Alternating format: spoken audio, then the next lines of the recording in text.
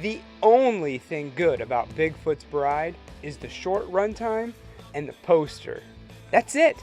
Sitting down and watching all 1 hour and 10 minutes of this crap would be considered torture that I wouldn't do to my worst enemy. However, sitting down and watching my 7-minute review of the film, well, what do you have to lose?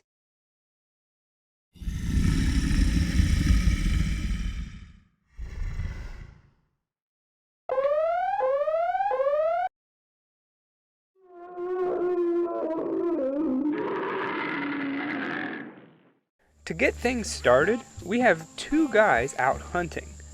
The son says to his father that he better get up before the sun comes up.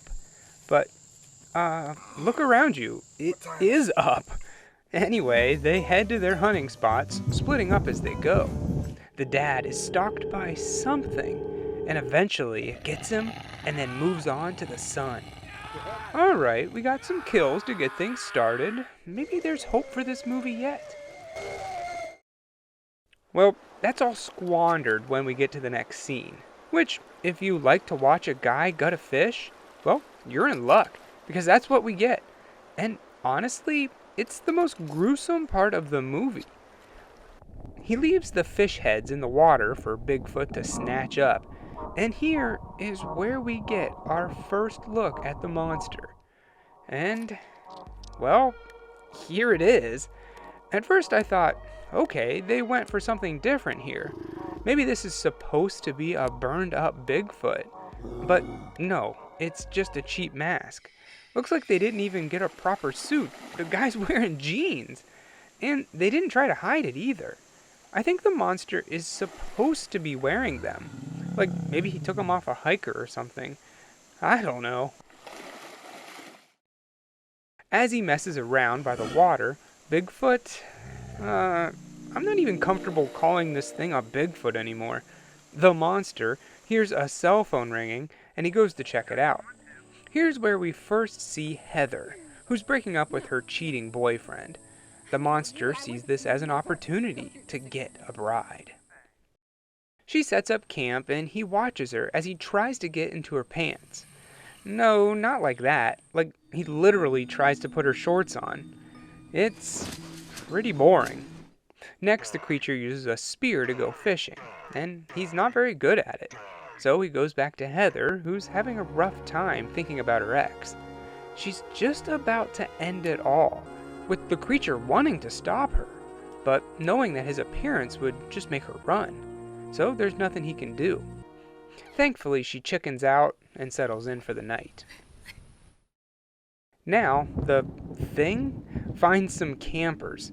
He goes through their trash when one of them sees the hideous monster. They just kind of watch him for a while until he steps on a glass bottle, which just makes the thing mad, and he attacks the camper. He gets a hold of one of them and pulls him out, with his friend not really helping that much. So he's killed and the other guy takes off into the woods, only to get his intestines ripped out. Now back to Heather, who's sleeping with her gun. Some guy wanders up to her, and after a little confrontation, he warns her that there's a maniac loose in the woods, and she shouldn't be out here all alone. He says it's dark out, and I'm gonna have to take his word on that because it looks pretty darn daylight to me. But anyway, he says wait until morning and then head straight home. But she doesn't get to wait because the beast reaches inside her tent and drags her out, which she must be a pretty heavy sleeper. Eventually, she does wake up, and of course she freaks out. He tells her that he doesn't want to hurt her, but she doesn't listen, and he moves on to the offense and tries to stab her with a stick. She manages to get away, back to her tent and to her gun, firing at the beast, which gets the old man's attention. Unfortunately, she missed her attacker. The two fight for a while. She kicks him in the balls, which seems to work for a second, until he pulls her tongue out. Weird. Eventually, the old man arrives at the tent and takes aim, just waiting for a clear shot. As soon as the zipper unzips, he fires, and, of course, it's Heather, with the monster escaping out the back. He chases after the beast, which leads him to a barn. Inside, the guy finds a skeleton. Ooh, scary. I think he should be more interested in the living people that are tied up right there. He goes over to help the one girl, and she says no, help the other, she's pregnant. So he gets her free, and then she takes off.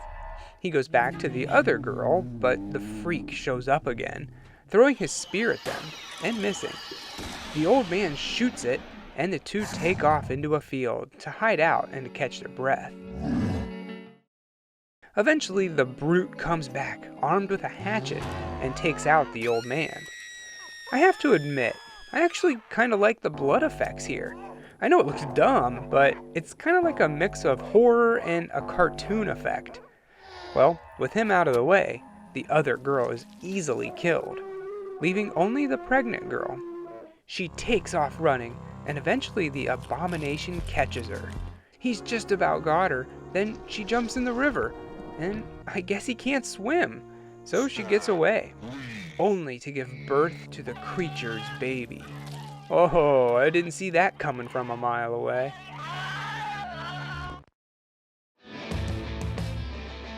There's an end credit scene that shows the monster with a portal gun, and then it goes into another dimension, which just confuses things more.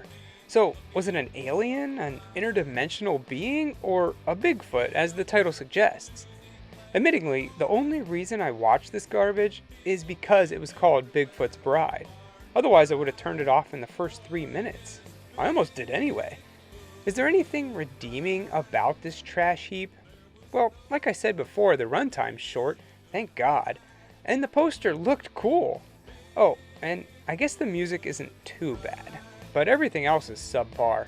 The creature costume is inexcusable, and the lighting just makes no sense. They say it's nighttime, but it's really probably 3 in the afternoon. Skip Bigfoot's Bride. It's not worth your time. I give it a half of a cartoon blood splatter out of 4. So stupid.